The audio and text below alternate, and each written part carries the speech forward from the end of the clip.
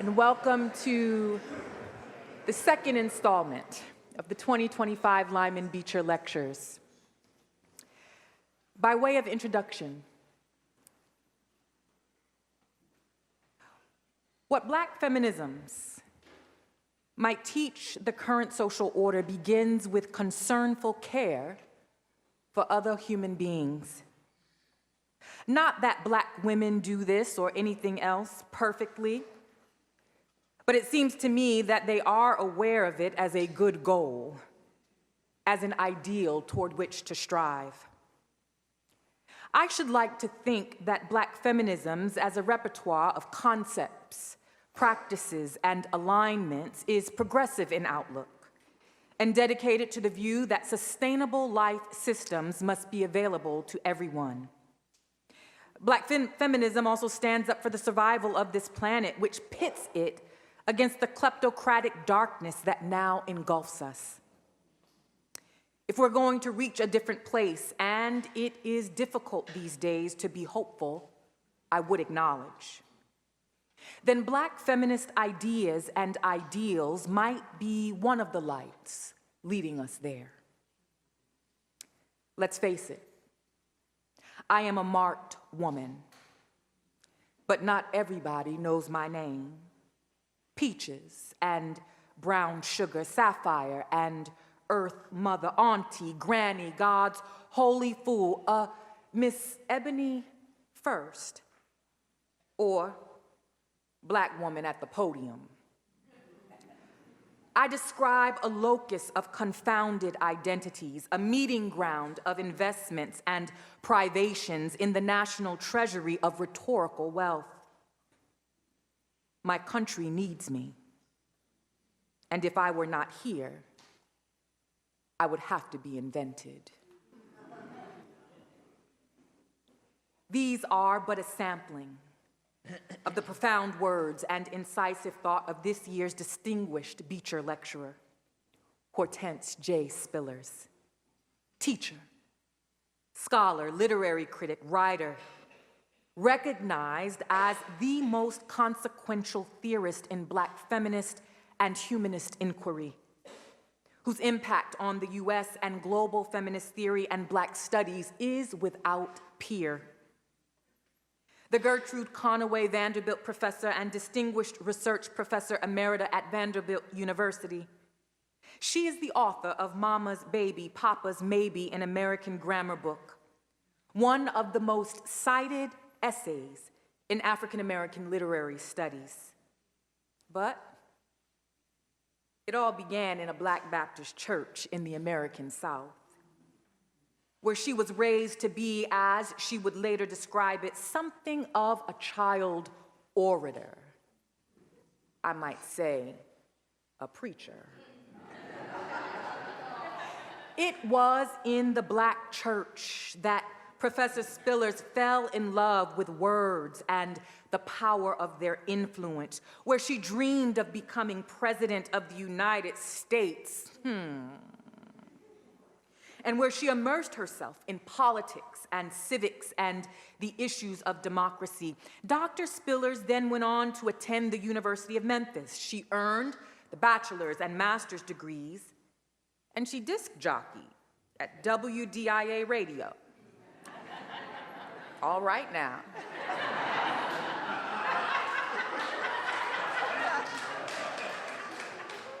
One of the first all-Black stations in the country. She did this before heading north during the summer of 1968 to pursue further graduate studies at Brandeis University. Dr. Spillers was inspired by the prophetic books of poet William Blake as she changed course from her early visions of a career in politics and law and broadcasting to study instead English literature. Her doctoral dissertation, which she spoke of on yesterday, laid the foundation for her subsequent scholarship on Black culture and the African diaspora. It examined the poetic and narrative form, the unifying function, and the cathartic nature of the Black sermonic tradition. Dr. Spillers began teaching at Wellesley, She went on to hold faculty positions at Haverford, where she chaired the English department, at Cornell as the Frederick J. Whiten Professor of English, and Emory University. She joined the Vanderbilt faculty in 2006. Professor Spillers is the author of Black, White, and in Color, Essays on American Literature and Culture. She's the editor of Conjuring Black Women, Fiction, and Literary Tradition, as well as Comparative American Identities, Race, Sex, and Nationality in the Modern Text. She is the recipient of all kinds of grants: the Rockefeller Foundation, the Ford Foundation. She was a former fellow with the National Humanities Center and the Center for the Study of the Behavioral Sciences. She's a member of both the Modern Language Association and the Society for the Study of Narrative. She is an elected member of the American Academy of Arts and Sciences. She's been honored by the Caribbean Philosophical Association with the Guillen Lifetime Achievement Award. She's been honored by Brandeis University with an Alumni Achievement Award, as well as them celebrating her as a, quote, pioneering professor, feminist scholar, and critic. Spillers is based in the city of Nashville and, of all the words, lives by these. It don't mean a thing if it ain't got that swing. All right. Doctor, yesterday you noted that 30 years ago, 20 years ago, even 10 years ago, most of those of us who, like you, have been kissed by the sun would not be here. You're so right. But because of you, here we are. Won't you join me in warmly welcoming Professor Hortense J. Spillers?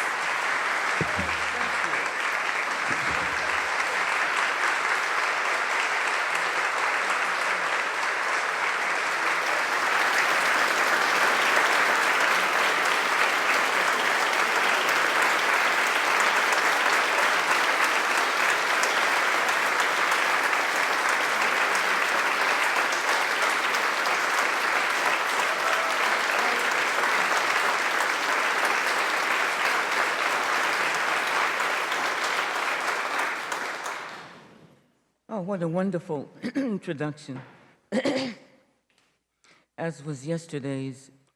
You know, introductions are the best things about these programs, right?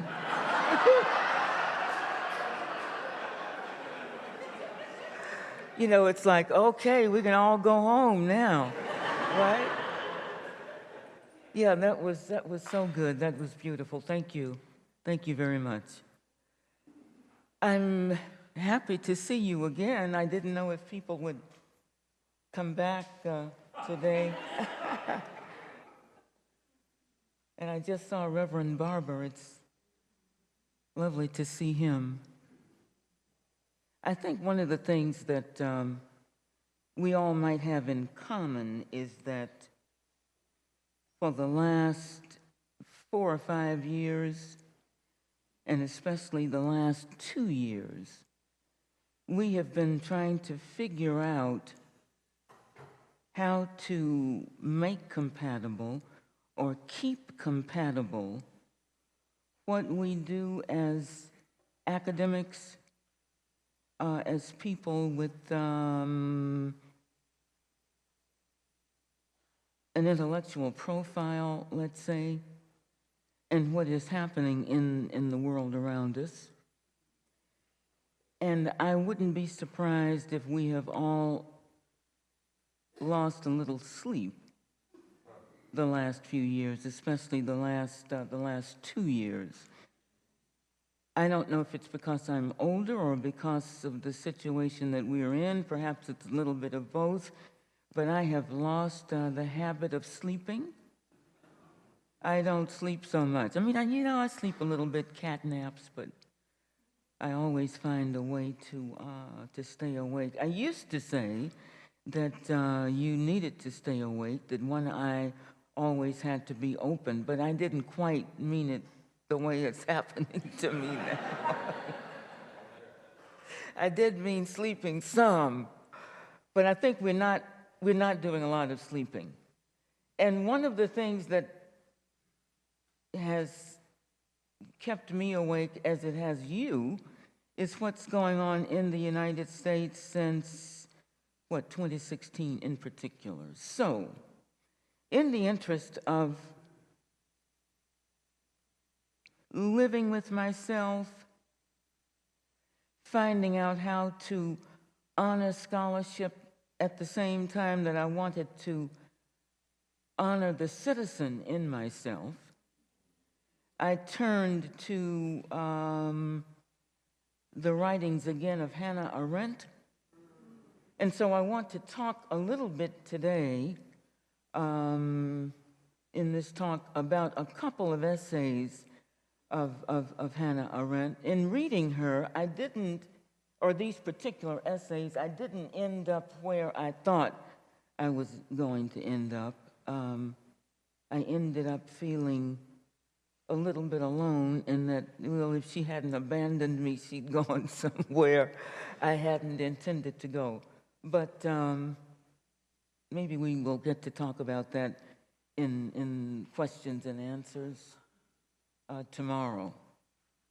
So, in a pair of late essays brought together under the title On Lying and Politics, Hannah Arendt argues that lying is the coin of the political realm, and that the historical actors who enter into it always have something at stake, some investment to protect or advance.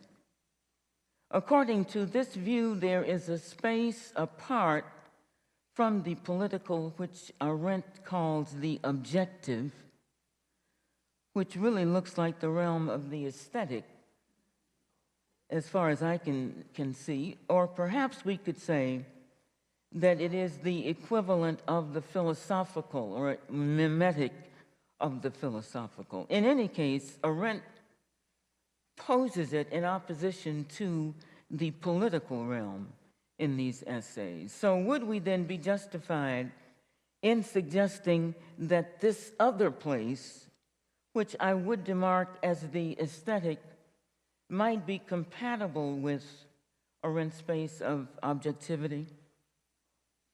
The first of these essays, Truth and Politics, first appeared in the late 60s, 1967, and was reprinted the following year in Arendt's Between Past and Future, 8 Exercises in Political Thought.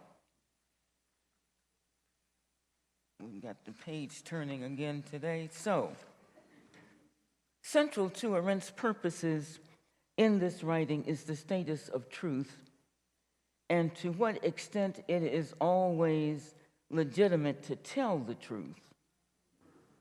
Did she, Hannah Arendt, believe without qualification in fiat veritas et periat mundus, let truth be told though the world may perish, offers a variation on the old Latin adage, fiat justitia et periat mundus, let justice be done though the world may perish. But Arendt was also concerned to take up the controversy evoked by her 1963 text, Eichmann in Jerusalem, and what she designates as the amazing amount of lies about what she'd written in Eichmann and about the facts she had reported on in the text. Though Arendt goes to some length to distinguish between rational truth and factual truth, it is the latter, factual truth, that most concerns her in this essay, and it is the factual truths that she is associating with the political realm. So, facts and events, she argues, are infinitely more fragile things than axioms discoveries, theories produced by the human mind. Although politically speaking, the most relevant truths are factual, and this is the sphere of the ever-changing affairs of men and women, the world of flux. The conflict between truth and politics was first discovered and articulated, she argues, with respect to rational truth. In the long view between Plato and Hobbes, we are told, no one apparently ever believed that organized lying, as she calls it, and as we know it today, could be an adequate weapon against truth. It is the sophist and the ignoramus rather than the liar who occupy Plato's thought, she argues. Organized lying accompanies the rise of Puritan morality, coinciding with the advance of organized science, whose progress had to be assured on the firm ground of the absolute veracity and reliability of every scientist. According to this reading, lies will come to be considered serious offenses. Historically, the antagonism between truth and politics was generated out of what Arendt identifies as two diametrically opposed ways of life: the life of the philosopher and the life of the citizen. And out of this antagonism, Arendt derives the difference between transience and permanence, truth and opinion, as the latter has been equated with illusion. And it was this degrading of opinion that gave the conflict its political poignancy. For opinion and not truth, she argues, belongs among the indispensable prerequisites of all power. The citizens' ever-changing opinions about human affairs, themselves in a state of flux, are placed in confrontation with the truth of the philosopher, the truth about those things which in their very nature were everlasting, and from which therefore principles could be derived to stabilize human affairs. It certainly appears to be the case that in the world we live in, proximate to the one that Arendt inhabited, the last traces, as she puts it, of this ancient antagonism between the philosopher's truth and the opinions in the marketplace have disappeared. The clash between factual truth and politics today closely resembles, in Arendt's outline, the antagonism between rational truth and opinion. Unwelcome factual truths in free countries may be tolerated, but are often transformed into opinions. How often have we witnessed this startling outcome on our own scene? But factual truth may inform opinion and political thought.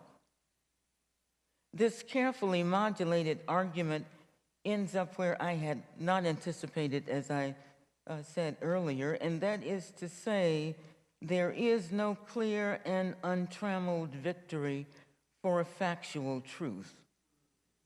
The result of a consistent and total substitution of lies for a factual truth, which is what I was hoping for, but I'm not sure she comes down that way. So under totalitarian rule, Arendt claims that the experience of a trembling, wobbling motion of everything we rely on for our sense of direction and reality is among the most common and most vivid experiences of men and women under totalitarian rule.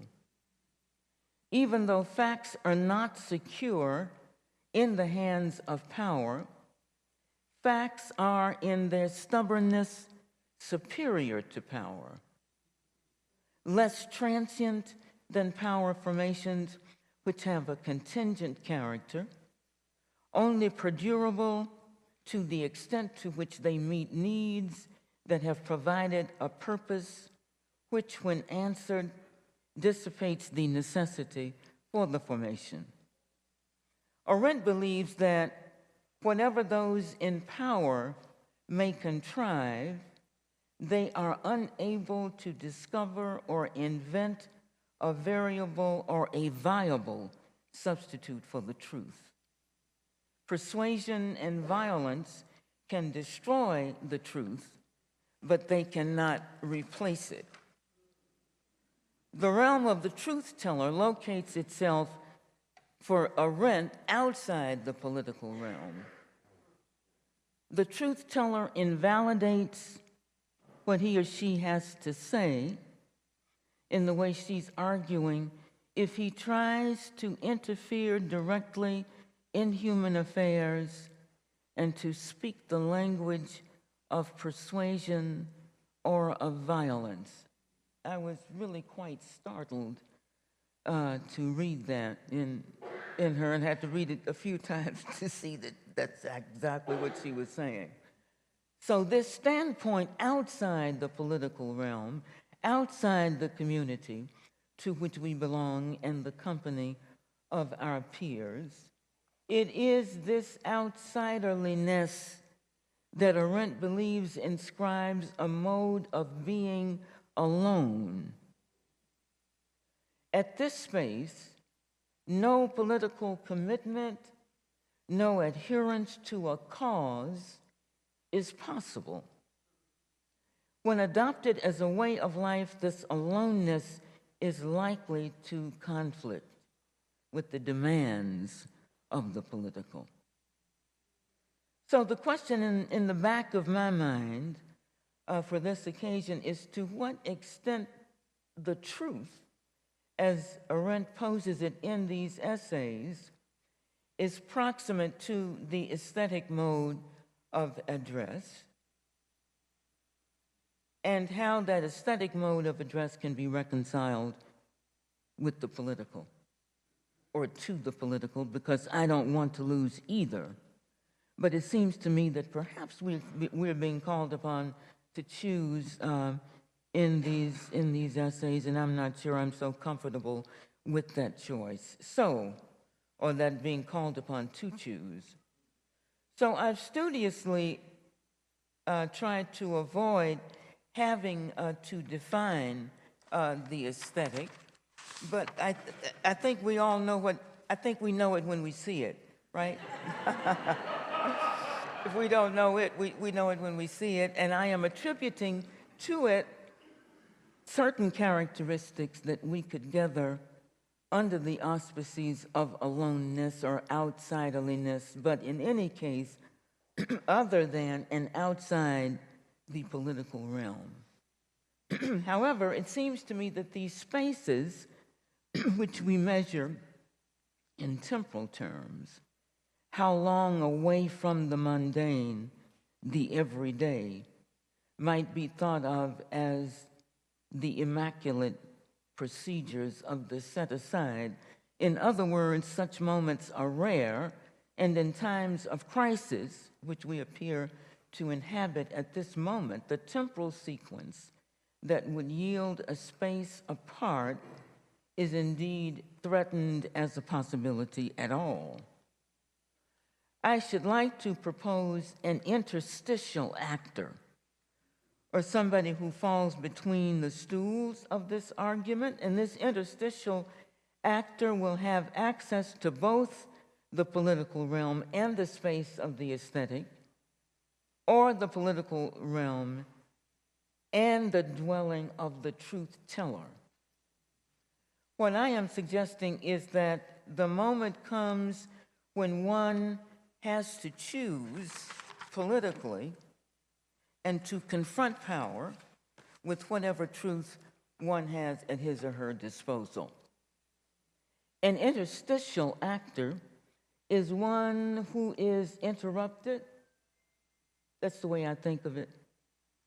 From Virginia Woolf's women novelists of the 19th century to peers of Arendt's generation, who were compelled to flee Nazi Germany and to seek refuge in the United States, to the coeval United States as its communities look anxiously toward 2026, 2028, and exactly what it is going to bring for all of us up close and personal, or the next few months, as far as that goes. So in short, the political sphere does not always stay in its place, nor is it clear that what Arendt is calling the space of the truth teller is available to us today as some objective purity outside the realm of the noise of the political.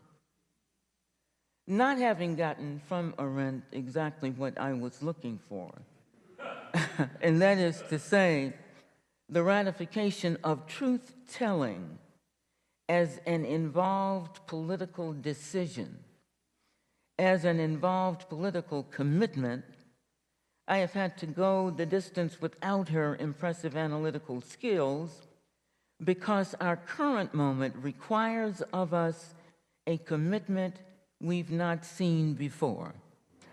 And that is the interstitial subject whom I mentioned before is a truth teller, but she is also critical both of her own position as well as the contextual surround in which her positionality is embedded. In other words, we've been interpolated, called upon, hailed by circumstance to be even more ourselves, an academic who is a citizen.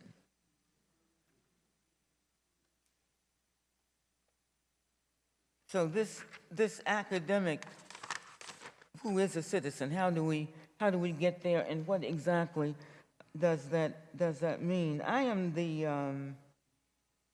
editor of an online journal called The A-Line that's about 4 years old. And it's a journal of progressive thought, and we have not published an issue in a while. And one of the reasons why an issue hasn't been published in a while is that life happens to people, and you don't get around to doing things. But I have decided that it is now time for that journal to come out, and that the coming out might well be risky, but that every day that I delay, what I'm doing is instilling a fear in myself about our current circumstances, and that I can no longer make excuses about why it's not coming out. This malevolence that we are surrounded by has its eye on everything, and we can no longer count on the fact that if you hide it in a book or if you hide it in complete sentences, they... right? They may not find it, right? That these are not the most competent people we know, but I think we can't depend on that, right? Santa has a lot of little helpers. And I think they are everywhere in all the states.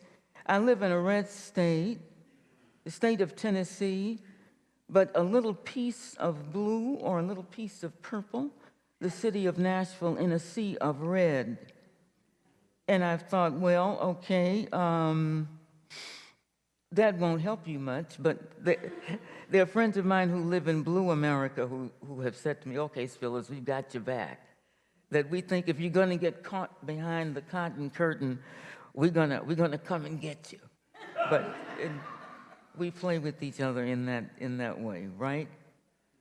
But what makes our situation today feel so fraught and tentative and so wobbly and uncertain is that we have no signs that could point us to precedent. And we all know what that's like, but how do you live with it? For example, I know what states' rights versus federal power looks like, as this was the crux of U.S. apartheid that lasted a full century on the other side of emancipation and the 13th, 14th, and 15th Amendments of the United States Constitution. But today's political landscape has scrambled the signs, as it would seem to me from time to time that we are in new territory. Perhaps it is objectively true that we are on new ground. A political party that has abandoned its democratic commitments and become, for all intents and purposes, a fifth column that opposes the national interest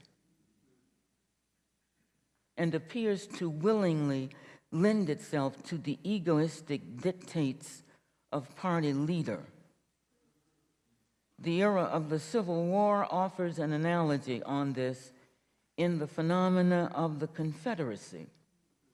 But what is different about the current Republican Party of the United States is that its leader, the President of the United States, may well be certifiably insane, right?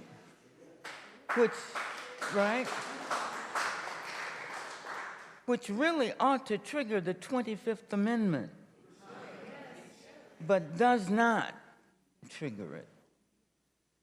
There is no playbook for a chief executive whose very motivation and intention is negative. And after living 8 decades and change, I have to tell you that I don't think I have ever seen in my life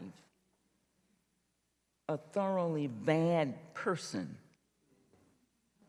And I think that's what is perambulatory and walking around in the presidency of the United States. It is something that is absolutely bad. And what do you say about that, or how do you deal with that? And that's what I mean when I say that there is no playbook or motivation for that. I think that there are times when I look in unbelief at what I'm looking at, and I think it's because of the absolute character of what seems to me to be the case. And finally, the fact that we have, and I feel this very acutely, as someone who spent several decades in a classroom teaching grammars of different sorts, the fact that we have no grammars that are suitable to the articulation of data points that we call political. But these data points that we can't talk about are really not political, strictly. Malevolence, for example, and the fact that we don't have a grammar for this in the public sphere is shattering. Or how do you talk about a content that is psychoanalytic, even spiritual, in a political context? So our teachers today ought to be the church, the university. While both these institutions are either in surrender to what we would regard as massive error, or complicit with the aims and ends of the apparent undoing of the American project.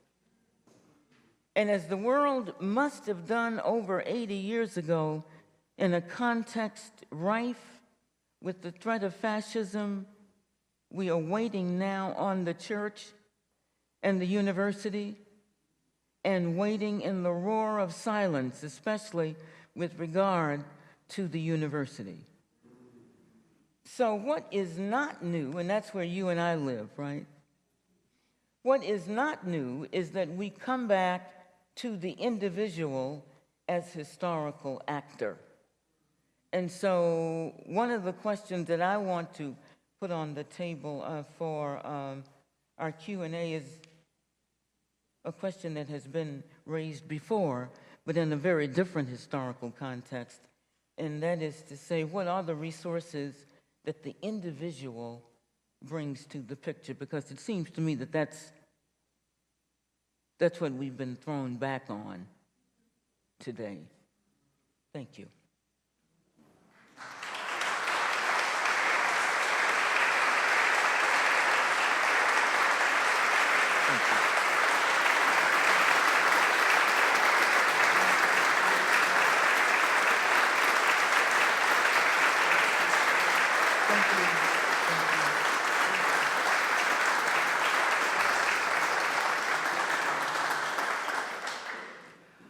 What an incisive question, a probing question to end on. We hope you all will join us tomorrow as we hope to answer or get some answers to that question and continue to think with Dr. Spillers on how she sees and understands this political moment. We meet tomorrow here in Marquand at 10 a.m. Let us give Dr. Spillers another round of applause. Thank you.